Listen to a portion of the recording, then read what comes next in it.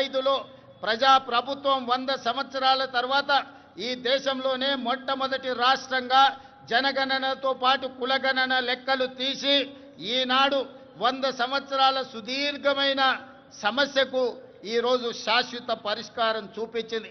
ఈరోజు ఈ లెక్కలు తీయడం ద్వారా వాస్తవంగా ఉన్న 56.36% ఉన్న బలహీన వర్గాల లెక్కలు తీసి వాళ్లకు 42% రిజర్వేషన్లు, విద్య, ఉద్యోగ, రాజకీయ అవకాశాలు కల్పించాలని ఈనాడు తెలంగాణ ప్రభుత్వం ఈ చర్యలతో ముందుకు వెళుతుంది. ఈరోజు తెలంగాణ రాష్ట్ర ప్రభుత్వం తీసుకున్న ఈ విప్లవాత్మకమైన నిర్ణయం వల్ల కేంద్ర ప్రభుత్వం కూడా రాబోయే జనగణనలో కులగణన చేపట్టాలని నిర్ణయం తీసుకున్నది. తెలంగాణ రాష్ట్రం దేశానికి ఆదర్శంగా నిలబడి కులగణన చేసిందని చెప్పడానికి నేను చాలా సంతోషిస్తున్నాను.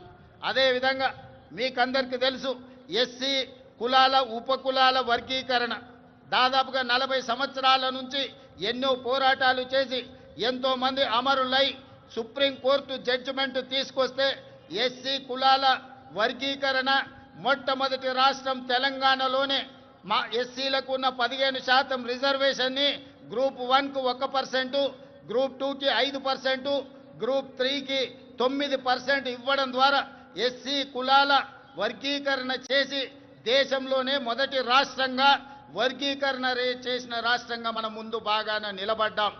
అంటే ఈనాడు తెలంగాణ ప్రజా ప్రభుత్వం బలహీన వర్గాలకు, ఎస్సీలకు సంబంధించిన ఎంతో దీర్ఘకాలికంగా సమస్యలుగా ఉన్న వాటిని శాశ్వత పరిష్కారం చూపించడం ద్వారా ఇతర రాష్ట్రాలకు, దేశానికి ఆదర్శంగా నిలబడ్డామని చెప్పడానికి నేను గర్వపడుతున్నాను.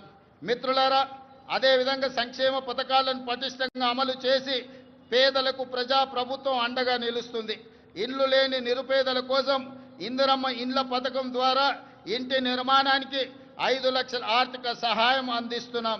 ఈ పథకం ద్వారా 4,50,000 ఇళ్లను ఈ సంవత్సరం పేదలకు అందించడం ద్వారా 22,500 కోట్ల రూపాయలు ఖర్చు పెట్టి పేదలను ఇంటి వాళ్ళను చేయడం ద్వారా ఆత్మగౌరవంతో బ్రతికే విధంగా ఈనాడు పేదలను ఆదుకోవడానికి మన ప్రభుత్వం ఇందిరమ్మ ఇండ్ల సంక్షేమ పథకాన్ని ముందుకు తీసుకువెళ్తున్నదని చెప్పి మీ అందరికీ చెప్పడానికి నేను సంతోషిస్తున్నాను.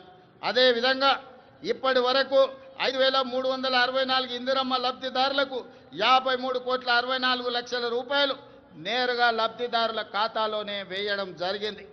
అదేవిధంగా మిత్రులారా, పేదల ఆకలి తీర్చడమే కాదు, వారి ఆత్మగౌరవంతో జీవించేలా సన్న బియ్యం పథకాన్ని ప్రారంభించాం. సంక్షేమ పథకాల చరిత్రలో సన్న బియ్యం ఒక ట్రెండ్ సెట్టర్. తెలంగాణలో 3 కోట్ల మంది సన్న బియ్యం పథకం ద్వారా లబ్ధి పొందుతున్నారు. ఖమ్మం జిల్లా సారపాకలో స్వయంగా నేనే సన్న బియ్యం లబ్ధిదారుల ఇంటికి వెళ్ళి ఆ గిరిజన కుటుంబంతో కలిసి సహపంక్తి భోజనం చేసినప్పుడు ఆ కుటుంబ సభ్యుల కళ్ళల్లో చూసిన ఆనందం జీవితకాలం నాకు గుర్తుండిపోతుంది. ఎందుకంటే ఒకనాడు రేషన్ షాపుల్లో ఇచ్చే దొడ్డు బియ్యం మిల్లర్ల మాఫియా లేకపోతే దళారుల మాఫియా చేతుల్లో ఆనాడు వాళ్ళ చేతుల్లో ఉండే. ఈనాడు సన్న బియ్యం ఇవ్వడం ద్వారా 3,10,00,000 మంది తెలంగాణ ప్రజలకు ప్రయోజనం చేరడమే కాకుండా ప్రతి ఒక్కరు ఆ సన్న బియ్యం తెచ్చుకొని ఈరోజు వండుకొని తింటున్నారు. నిజంగా ఇది ఒక గొప్ప విప్లవాత్మకమైన మార్పు. దీనికి ప్రజా ప్రభుత్వం పునాది వేసిందని తెలియజేయడానికి నేను సంతోషపడుతున్నాను మిత్రులారా. అదేవిధంగా పెట్టుబడులు మిత్రులారా, తెలంగాణ రాష్ట్రం సంక్షేమమే కాదు అభివృద్ధిలో కూడా దేశానికి ఆదర్శంగా నిలబడాలని స్టేట్ ఓన్డ్ ట్యాక్స్లో దేశంలోనే మొదటి స్థానంలో ఉన్నాం. అదేవిధంగా స్వదేశీ విదేశీ పెట్టుబడులను ఆకర్షించడంలో తెలంగాణ రాష్ట్రం ఈ దేశంలోనే మొదటి స్థానంలో ఉంది. దాదాపుగా ఈ 18 నెలల్లో 3 లక్షల కోట్ల రూపాయల పెట్టుబడులను ఆకర్షించడమే కాదు అమెరికా, జపాన్, సింగపూర్, అదేవిధంగా దావోస్ లాంటి నగరాల్లో పర్యటించి ఈ దేశానికి ఈరోజు పెట్టుబడులను సాధించినాం. అదే కాకుండా ఈరోజు జపాన్కి సంబంధించిన మేయర్ గారు ఈ ప్రత్యేక రాష్ట్ర అవతరణ దినోత్సవంలో పాల్గొనడం ద్వారా మనకు స్ట్రాటజిక్ పార్ట్నర్గా మన తెలంగాణ ముఖ్యంగా హైదరాబాదు నగరాన్ని పారిశుద్ధ్య రహిత నగరంగా తీర్చిదిద్దడానికి జపాన్ మనకు సహకరిస్తుంది.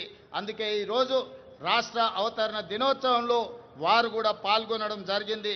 వారికి కూడా మనస్ఫూర్తిగా అభినందనలు తెలియజేస్తున్నాను తెలంగాణ ప్రజల తరఫున. అందుకే ఈరోజు తెలంగాణ రాష్ట్ర ప్రభుత్వం భవిష్యత్తు ప్రణాళిక